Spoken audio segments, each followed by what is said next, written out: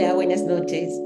En el marco de la exposición Lubiani, Francisco Toledo y la fotografía, les damos la bienvenida a la conferencia en línea ¿Qué me ves? ¿Qué me veo? Y recibimos a nuestro ponente de hoy, Juan Rafael Coronel Rivera. Bienvenido, muchas gracias por aceptar la invitación para estar con nosotros esta tarde a través de esta modalidad en línea.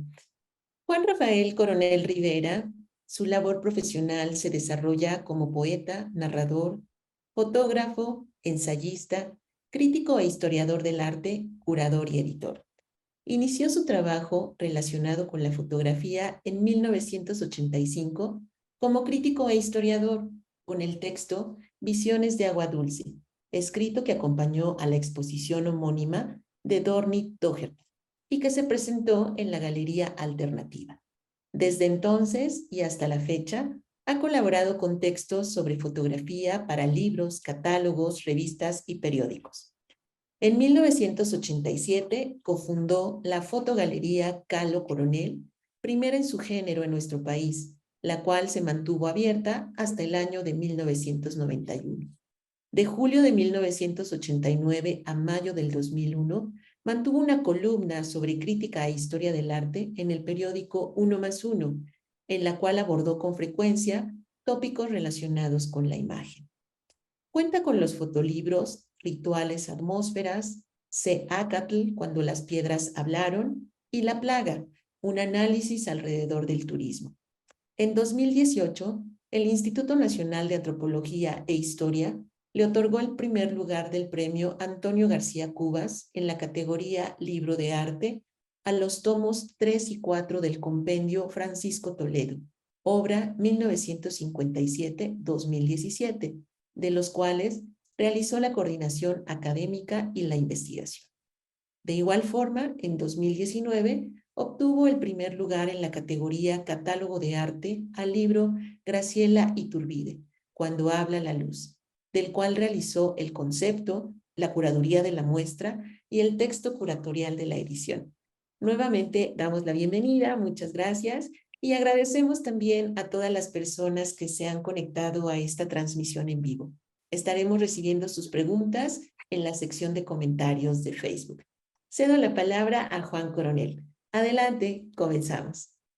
Bueno, antes que nada, quiero agradecer a el Museo Amparo por haberme invitado a dar esta plática. También a Alejandro Castellanos, quien es el curador de esta exhibición. Quisiera empezar precisamente con esta estructura, como titulé la plática ¿Qué me ves? ¿Qué me veo? En el sentido de que precisamente esa es la labor del curador. Cuando Alejandro hace la selección de esta muestra, precisamente se está ocupando de estos temas en la medida en que está observando en un sentido de trompe-l'œil, de trampaojo, qué hace el autor, qué colecciona el coleccionista y qué es lo que él quiere decir con la selección que está estructurando. Todo esto tiene un sentido humano y práctico desde la perspectiva de que todo esto está hablando de unos determinados lenguajes, tanto de propuesta como de exhibición. Una de las cosas que es muy interesante de esta colección que hace el maestro Toledo, de lo que hablaremos un poco más adelante, es que muchas de las imágenes, un 50% de todas las imágenes, son realmente iconográficas dentro de la fotografía mundial. Todo el mundo tiene una referencia de cada una de estas fotos. Las ve, las observa, las entiende, las analizan desde esta perspectiva colectiva. Uno no podría hacer una exposición de fotografía mexicana si excluye los agachados de Manuel Álvarez Bravo o las imágenes de Graciela Iturbide. Sería estar cometiendo un error por omisión.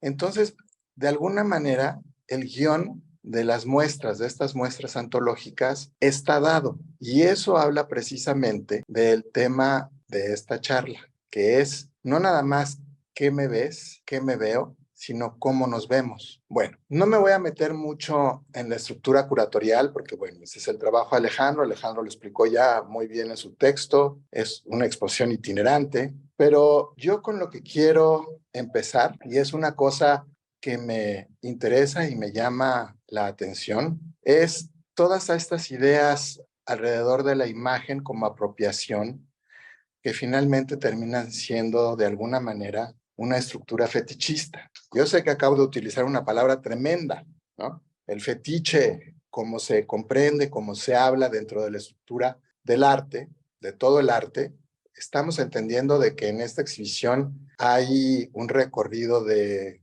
prácticamente 150 años de estar procesando imágenes, no nada más desde la alternativa primera, que es desde las estructuras que se empezaron en el Renacimiento, tratando de proyectar una imagen para hacer un cierto tipo de veracidad, o durante el muralismo mexicano con la invención de Diego Rivera de los Shows, que era una máquina que él dice que inventó en Europa, a través de la cual se podría ver la imagen y duplicarla en un sentido todavía más preciso del que intentaron los renacentistas, sino realmente de la imagen por la imagen. Y en ese sentido, la imagen fotográfica es especialmente poderosa. Digo, tienen que leer desde luego a Susan Sontag, todos estos libros que nos preceden y entendemos, porque como se está tratando con un sentido del que se pretende que es la veracidad, ¿no? Lo auténtico, lo que sí pasó,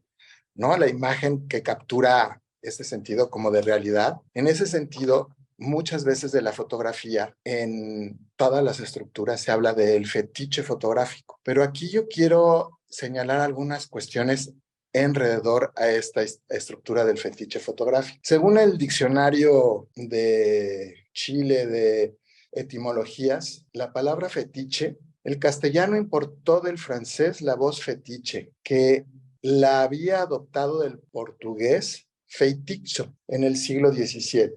Los navegantes lusitanos la idearon para designar los objetos de culto fabricados por los pueblos primitivos. Si entendemos esto desde el punto de vista actual, la palabra fetiche ya la deberíamos de proscribir, porque es una palabra que un grupo colonialista, los portugueses, decidieron imponer a toda una estructura visual, a toda una estructura emocional, artística, cultural, de todos estos sociedades, civilizaciones, culturas con las que se iban encontrando y no sabían cómo describirlas desde su perspectiva occidental.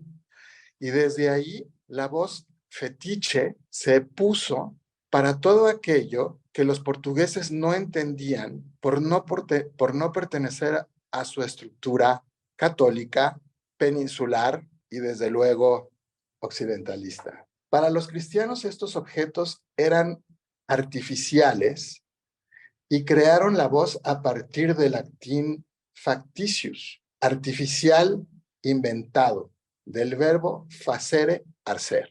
Bueno, pues aquí también nos estamos encontrando con otra cuestión estructural fantástica, porque yo sí pienso que algunas definiciones de la palabra fetiche las deberíamos de seguir teniendo en la cotidianidad por aquello sobre todo de artificial e inventado. Todas las estructuras visuales artísticas son artificiales e inventadas, porque en realidad nunca han correspondido ni a una función de realidad ni a una función objetual. Muchas veces se ha hablado de la fotografía como un objeto histórico infalible, incluso en nuestra normatividad legislativa, una imagen de alguien abriendo maletas con ligas es una foto infalible, pero no, porque también tiene la posibilidad de entender por qué se está abriendo esa maleta con dinero con ligas. Entonces, todo esto es lo que debemos de ir entendiendo en relación a cómo se estructura lo visual, lo objetual, y cómo la fotografía no es realmente un documento ficticio, sino es una posibilidad de la realidad. Y ahí es donde realmente funciona como un objeto cultural artístico. No quiero entrar en muchas situaciones de definición, sobre todo en los campos del arte contemporáneo, en donde tenemos ya tantas maneras de definir lo objetual, lo visual, lo que se quiere decir, cómo se dice, cómo se propone, cómo se estructura, que ha enriquecido infinitamente la posibilidad de hablar, de describirnos, de decirnos, de vernos con cuestiones de orden. Voy a usar palabras que de repente van a sonar, digamos, arcaicas, como plástico, pero dentro de todas estas cuestiones de las artes visuales. Y en esta muestra, sobre todo, lo que estamos viendo es un festín de fetiches, desde esta perspectiva, porque el arte mexicano, a pesar de que usa lenguajes occidentales, contemporáneo, moderno, histórico, etcétera, es un arte que ha tenido siempre un análisis con ciertas estructuras anteriores, ¿no? De cuando no estaba occidentalizada la América Latina como lo está ahora. Y que esto en el arte latinoamericano, que es una de las cosas que más me gusta de todo el arte latinoamericano, y estoy nuevamente utilizando cuestiones regionalistas, etcétera, que pueden tener o no una prosapia, pero a mí me interesa eso, sí me interesa analizar la estructura visual desde ahí, y lo he hecho y lo sigo haciendo, incluso en mi trabajo fotográfico lo sigo manejando así. Yo siempre he dicho que una de las cosas que a mí me interesa en mi fotografía es que sí se entienda que soy un fotógrafo mexicano y estoy consciente de todo lo que eso conlleva. Bueno, por el caso, en esta muestra. En esta muestra lo que es muy interesante es que efectivamente estamos viendo cómo ciertas funciones visuales sí efectivamente están aderezándose de una estructura visual que tiene esta cosa inherente a una visión local. En este sentido, por ejemplo, creo que el precursor es Edward Weston.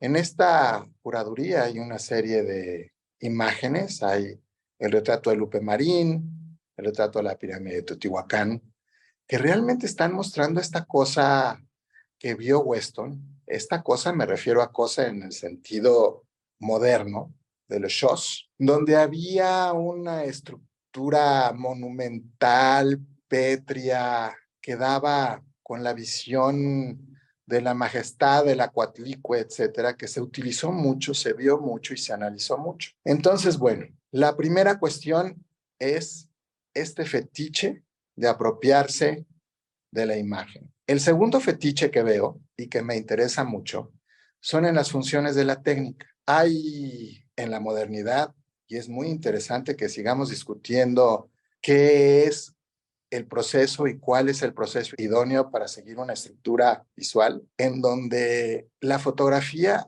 que está realizada en plata sobre gelatina, que es lo que se entendía como fotografía, que ya no es lo que se entiende como fotografía, está marcando 100 años de imágenes. Efectivamente empezó con el calotipo, el saniotipo, etcétera. Digo, hay toda una manera de procesar la imagen, ¿no? Desde hace 200 años ya. Pero lo que es muy interesante es que en el imaginario moderno, sobre todo, la estructura fotográfica tenía que ser una estructura de plata sobre gelatina impresa por el autor en un determinado años o años, 10 años de que se hizo el negativo.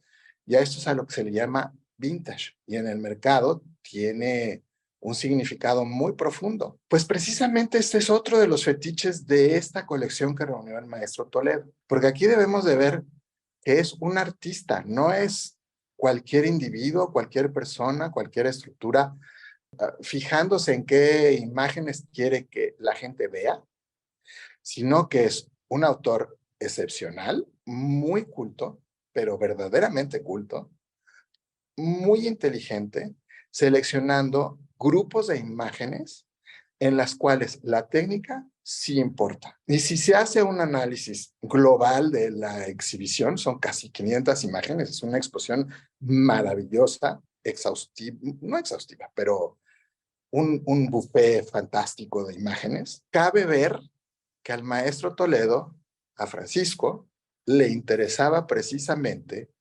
sí ver las imágenes desde su factura, no nada más como objetos, sino desde su factura. Y él sí, por algunas circunstancias, supongo que sobre todo por su relación con dos personajes que eran esenciales en su vida, el primero don Manuel Álvarez Bravo y la segunda Graciela Iturbide, los dos trabajaban en plata sobre gelatina y sí debemos comprender que ellos fueron quienes dirigieron la Medalla de Toledo hacia un determinado corpus visual, más lo que él entendía como fotografía, desde luego. Entonces, bueno, aquí tenemos ya dos funciones que son muy interesantes y sobre todo me quiero quedar con esta estructura del fetiche porque nosotros tenemos a entender el fetiche desde una perspectiva sexual emanada más o menos de los años 70, cuando el fetichismo hacia las partes del cuerpo, los baños de vapor, etcétera, tuvieron un gran auge. Y ahí fue cuando realmente la medicina, la psicología, digo, claro, desde luego está Freud, ¿no? Freud habla de todos los fetiches, pero como la puesta en escena de los fetiches reales y permitidos, sobre todo cuando se permitieron en la sociedad, fue en esta estructura de los 60, 70. Y es muy interesante ver cómo no se comprendió que la palabra fetiche era una palabra colonialista empleada para que se vieran de manera inferior y satanizada las visiones, las estructuras y las propuestas de todos estos pueblos que esclavizaron los europeos. Interesante. Ese es el punto número uno. El punto número dos es ya la estructura real de la plática. El fotógrafo es la mirada introspectiva de la humanidad. Así empecé. Cuando lo volví a leer, pienso que debería haber empezado de otra manera. Pero bueno, hay cierta razón en el sentido precisamente de esta estructura de la veracidad. ¿Qué me ves? ¿Qué me veo? Y en ese punto, pues sí, efectivamente se está hablando de una función introspectiva, porque para comprender estas dos posturas, sí se necesita hacer un análisis interior de que con lo que quiero retratar y con lo que estoy seleccionando y con quien me retrata, qué es lo que quiere decir a través de la imagen.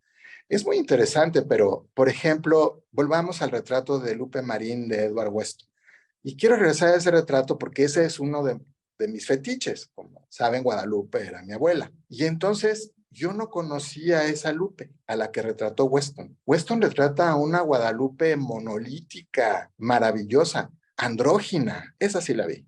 De una fortaleza de perfil fantástico. Es toda una serie, son 6 o 7 imágenes las que hizo Weston sobre Lupe. Esta es la icónica, pero fueron 6 o 7 imágenes dentro de esos negativos. Y lo que es interesante es que lo que Weston estaba tratando de decir a través de la imagen de Guadalupe era el principio de la libertad femenina. Ella era realmente uno de los prototipos de la libertad que se entiende ahora que tienen las mujeres. Y en esa imagen se ve perfectamente esa cuestión. Es una imagen monolítica donde no se atrevería nadie a cuestionar a la retratada y al que está haciendo el retrato. Y que en su época Weston logró que se entendiera perfectamente de esa manera. Y eso también cambió la perspectiva de cómo se empezó a hacer fotografía en México. Porque recordemos que entre 21, porque en el 19, en 1919, 1918, todavía la fotografía decimonónica era lo que estaba muy presente.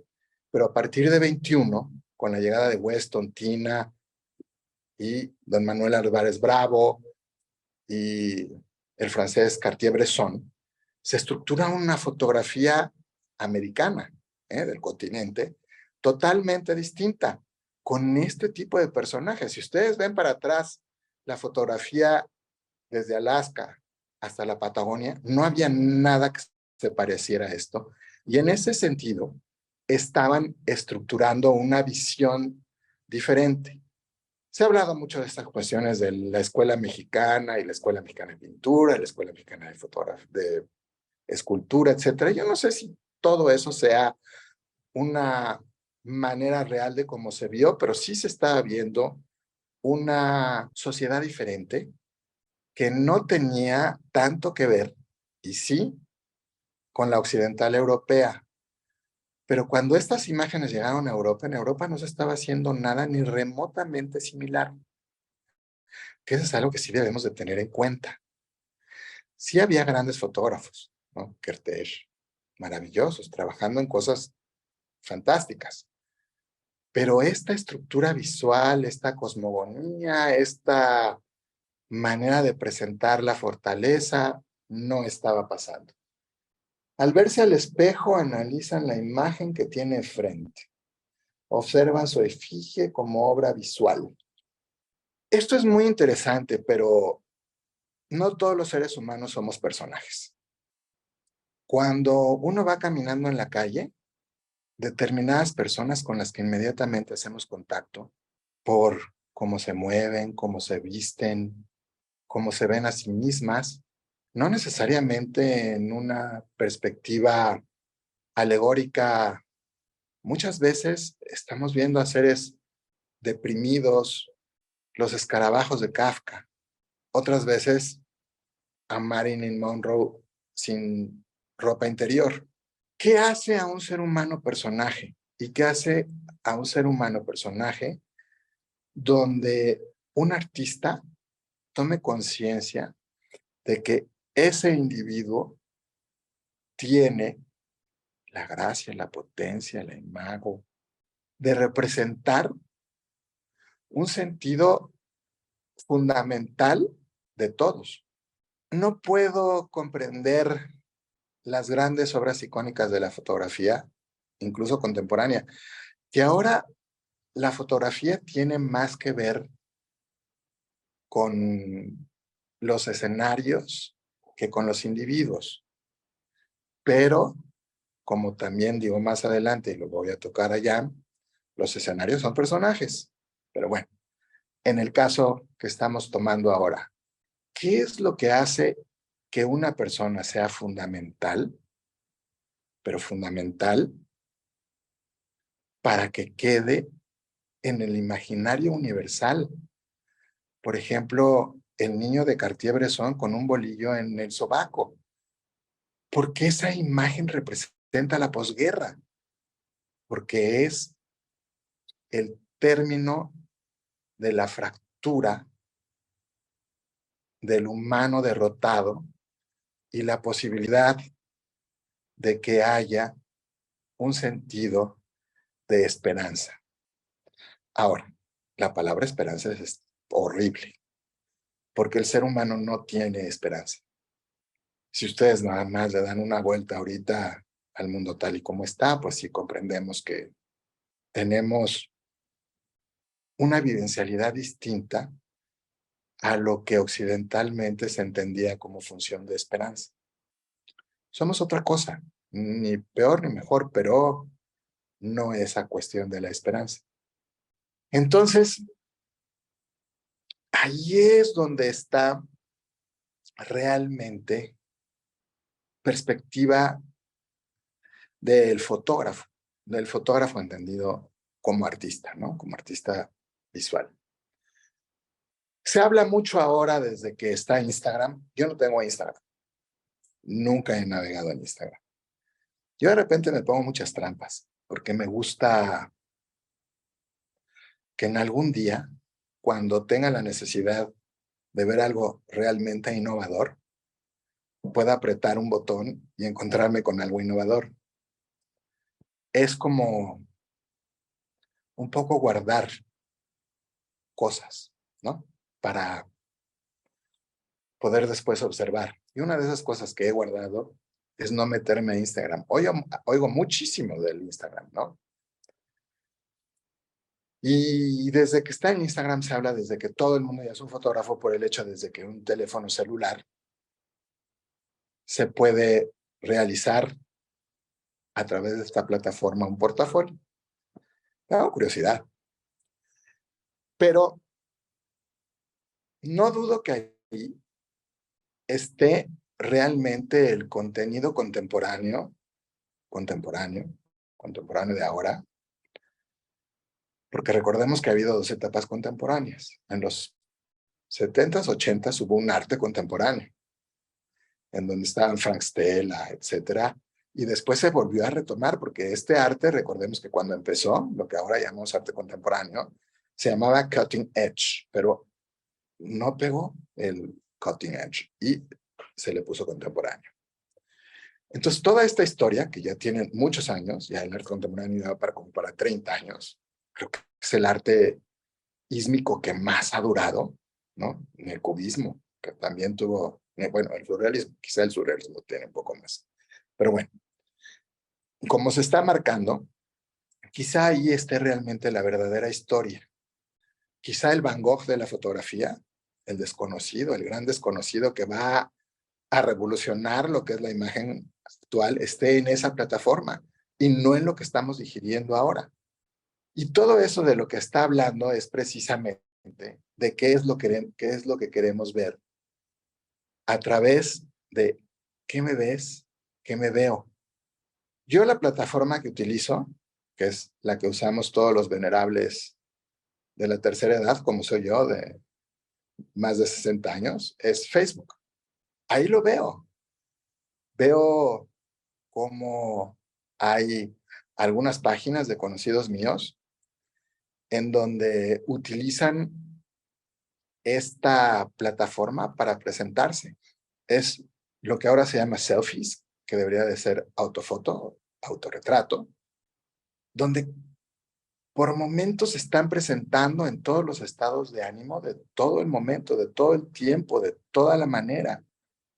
Cómo comen el desayuno, cómo están con su perro, cómo con su pareja, si la tienen o no, cómo se muestran en estos estados joviales. Pero las páginas que realmente me interesan, las que observo una y otra vez y sigo viendo, son las de determinados personajes, casi todos artistas, donde realmente están presentando su verdad cotidiana. Voy a poner un ejemplo, porque es una querida amiga y sé que no le va a molestar que la ponga como ejemplo, que es Viviana Camacho. Yo a Viviana Camacho la conocí como Jenny Jiménez, pero ahora es esta escritora importantísima, la que no tiene empacho en presentarse tal como es, deprimida, alegre, frustrada, productiva, trabajadora, etcétera. Y eso está hablando precisamente de la imagen contemporánea, de su imagen contemporánea. Ella sí se ve, ella sí quiere que la vean y ella es ¿qué me ves? Y también ¿qué me veo? Voy a ir un poco más rápido porque si no me voy a quedar con algunas cosas y bueno, si me las quedo, pues no pasa nada. Una vez que se desprende de su imago, busca en el otro algo de sí mismo, un rasgo que repudia o un pasaje personal que le da aliento. Esta es una de las cosas más interesantes del arte, de verdad. Cuando alguien se autorretrata, cuando alguien se ve, cuando alguien ve al otro, lo que es el que está haciendo esa imagen está ahí dentro. No hay manera de zafarse de esa estructura. Si yo estoy interesado en un determinado personaje cuando estoy caminando a la calle o le estoy pidiendo que me pose o estoy tratando de robarle la imagen descaradamente, ahí hay algo que soy yo. No nada más me está interesando lo que es él, sino ahí hay algo que soy yo. Todas las imágenes, todas, desde la Venus de Willendorf a lo que se está inaugurando esta noche en Zona Maco, son precisamente lo que los autores vieron de sí mismos y cómo lo están presentando de infinidad de maneras. Y esto es, yo creo, la parte excepcional de las artes visuales. No sé realmente cómo ponerles un mote ahora con tanta parafernalia. Pues ustedes leen los textos contemporáneos de Cuauhtémoc o de Alejandro. Ya son tantos los términos y tantas las maneras y tantas las visiones que, bueno, finalmente se está hablando de lo mismo como se habló en los 70s, en los 80s, ¿no? Nada más recordemos los 70s y los 80s con todos los términos que desaparecieron, todos desaparecieron. En fin, bueno, el caso. Cuando estamos frente a esto, a cualquiera imagen, la que sea, es precisamente en algún punto un autorretrato. ¿Qué le llamó al artista la atención, al artista visual, para querer con esa imagen ser representado, ¿no? Todos, Anish Kapoor es este eterno espejo, ¿no? Donde se ha de ver él. Todas estas, su negro, ¿no? Esta cuestión de haber comprado el negro absoluto. Hablan de lo que siempre se ha hablado, el narcisismo del autor, el imago del autor. Se critica mucho ahora a Picasso, ¿no? Una cosa que me sorprende muchísimo es que ya hay sociedades, asociaciones, que quieren bajar todos los cuadros de Picasso a los museos por machista. Wow, interesante. Ahora se cuidan más, ¿no? El lenguaje es muy cuidado. Ya no hay una manera escandalosa. Digo, yo, por ejemplo, ahorita en 7 frases puedo acabar con mi carrera, ¿no? Si hago 7 enumeraciones de cosas tremendas, acabo con mi carrera. Y eso es una delimitante para la creación. Nos estamos entrampando, pero entrampando de una manera pavorosa, pavorosa. Cada vez son menos los temas que podemos tocar, cada vez son menos las cosas que podemos decir, aunque opinemos. Ustedes imagínense, por ejemplo, si los autores beatnik hubieran tenido una conciencia como la que se tiene ahora de qué se puede y qué no se puede decir, no existirían ni 3 versos. Se están ganando batallas, se está perdiendo libertad. Pero a pesar de todo esto, cuando se haga una lectura de las artes del siglo XXI, a lo que vamos ahora entre el 2001 y el 2023, se va a ver el espejo de cómo se veía cada autor y qué se atrevió y qué no se atrevió a decir de lo que realmente estaba sucediendo.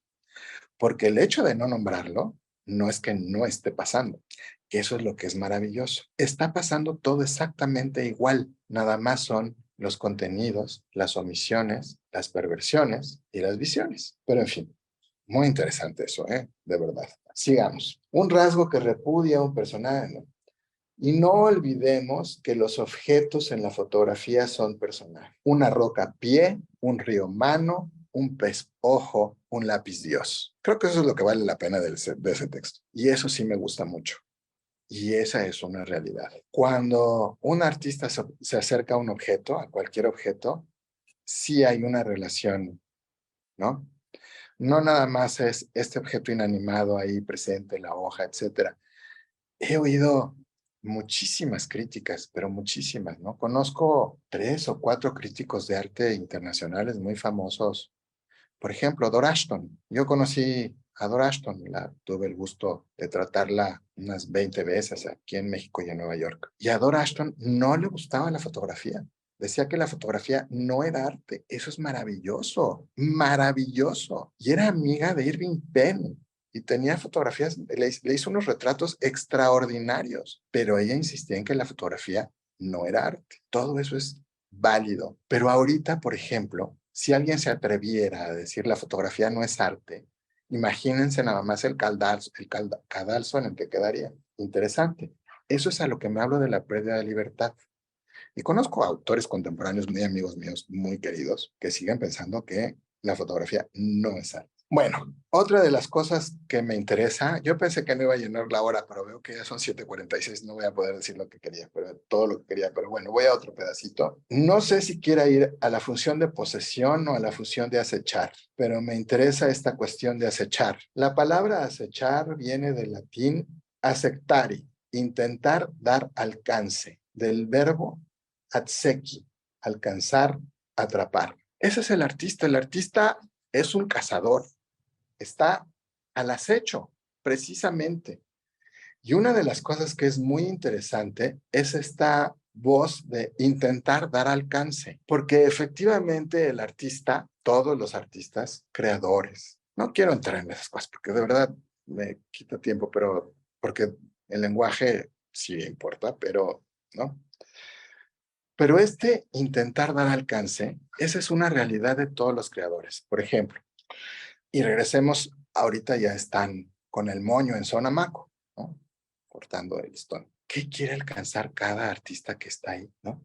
¿A qué le intenta dar alcance? Hay algunos autores a los que conozco, sobre todo mexicanos, por ejemplo, Germán Venegas o Cico Jiménez, que sí comprendo que a lo que le quieren dar alcance es a la creatividad, pero también ahí hay una playa de, a los que no conozco por suerte, que lo que están buscando, lo que quieren alcanzar es la fama y el dinero, porque ahí es donde tenemos que regresar al primer tema. El gran fetiche en la actualidad, en el arte, es el dinero. Yo no pensaría que sobre la fama, ¿no? Pensaría incluso que sobre la fama, pero el gran fetiche es el dinero.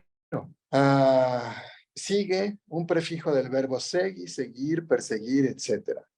Todo eso es interesante, pero voy a ir un poco más rápido porque ya nos queda realmente poco tiempo. Y dentro de la definición de esta palabra, acechar, hay un subtema que me pareció también fantástico, que es el vocablo signum, que tiene que ver con eso, ¿no? El vocablo signum, signo, señal, aquello que uno sigue, que nos da signo, seña y señal. Y es otra cosa que es fantástico, que además al interior de la fotografía es fabuloso, porque la fotografía dentro de las artes, la imagen fotográfica, no sé, ¿no? Realmente sí persigue, porque para tomar una foto, digo, están las piedras que son pie, las manos que son alas, etcétera, todo eso que ya dije.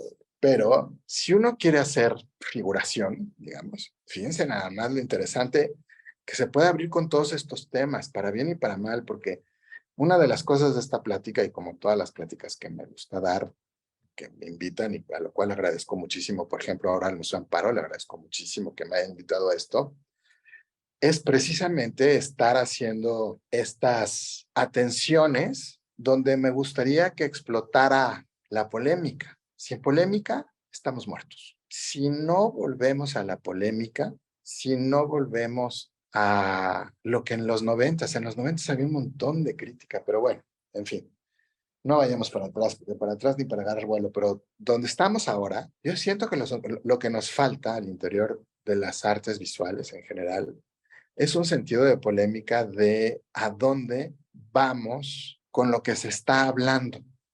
Como les decía, ¿a qué se intenta dar alcance? Si la persecución del arte, la caza del arte, porque cuando estamos hablando de seguir, perseguir, porque alcanzar viene del verbo sequi, si lo que estamos cazando es la fama y el dinero, el arte ya murió. No tiene ningún sentido. Tenemos que volver a esta cosa de perseguir el signo, la seña, la señal. Yo siempre hablo de la tripa, muy ochentero. Pero si no seguimos eso, realmente el arte lo único que está haciendo es un bien de intercambio mercantil. Y el mercado ha elegido el arte contemporáneo porque el arte anterior, especialmente el antiguo, está totalmente entrampado por los gobiernos. El renacentista, pues hay muy poco en el mercado y es interesantísimo, pero por ejemplo, usted, quien me ve, puedes comprar un Rembrandt en 15 millones de dólares, pero no puedes comprar un tríptico de Bacon en menos de 115.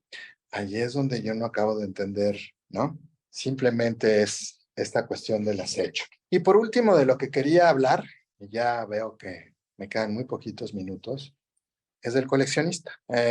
Por encomienda de Candy Fernández a través de Fomento Cultural Banamex, vale el comercial, me pidieron hacer los 4 volúmenes antológicos de la obra de Francisco Toledo. Lo traté por un periodo y una de las cosas que me llamó mucho la atención de lo que no hay un volumen, que se está haciendo ahora el que falta, que es el de artes gráficas, que ese no lo hicimos, es este sentido de posesión. Y ahí me identifico, porque yo creo que lo que Francisco no podía hacer, lo coleccionaba. Y en mi caso es igual, yo no ni sé pintar, ni sé hacer esculturas. Me encantaría poder meterme a tratar de explorar eso, pero bueno, pues ya no hay ni tiempo ni horas. Ya a la tercera edad es muy difícil volverse a meter a hacer todas esas cosas. Pero lo que es interesante es que el sentido de posesión, lo que uno colecciona, es también un reflejo de lo que uno es. Y es muchas veces lo que uno no puede hacer o lo que no tiene tiempo de hacer. Y yo creo que en este caso, Francisco tenía precisamente estas cuestiones con lo que él coleccionaba, que además entendamos que eran colecciones que no eran para él, sino que finalmente sí tuvieron un destinatario público, que eso es fantástico todavía. Pero bueno, vayamos. Posesión. Posesión es el acto de tener control sobre una cosa material. Este término es también usado en el sentido de ser poseído demoníacamente. Esto es fantástico, ¿no? Porque el coleccionista precisamente tiene estos dos puntos, y Francisco absolutamente, ¿no? Él era un controlador, ¿no? Quien sea que haya estado a su alrededor, Él era un controlador. No estoy, y quiero que eso quede muy claro, hablando mal de él. Yo soy controlador. A mí me interesa saber si creció la hoja en el jardín o no, y si no, voy con la tijera y la corto. Él tenía esta cuestión. Él era controlador, que es una característica. Y muchas veces esa función de control es lo que hacía que las cosas pasaran. Si él hubiera tenido un control sobre todo lo que estaba moviendo, ustedes imagínense el Yago sin una cabeza o Casa sin una cabeza, pues simplemente eso no hubiera funcionado nunca.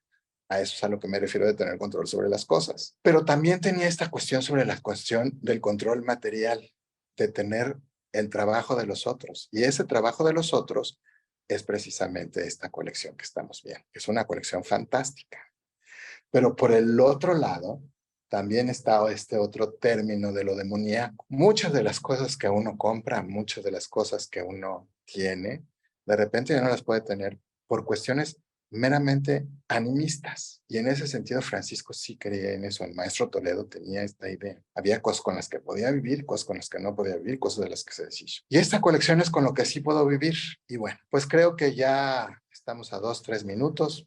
Pienso que con esto está cerrado y para que tengamos un twist, ya perdí mi hoja. Pienso que bueno, con esto podemos terminar la plática y me gustaría que nos conectáramos con el museo. Por supuesto que sí, muchísimas gracias. Tenemos ya un par de Ah, comentarios.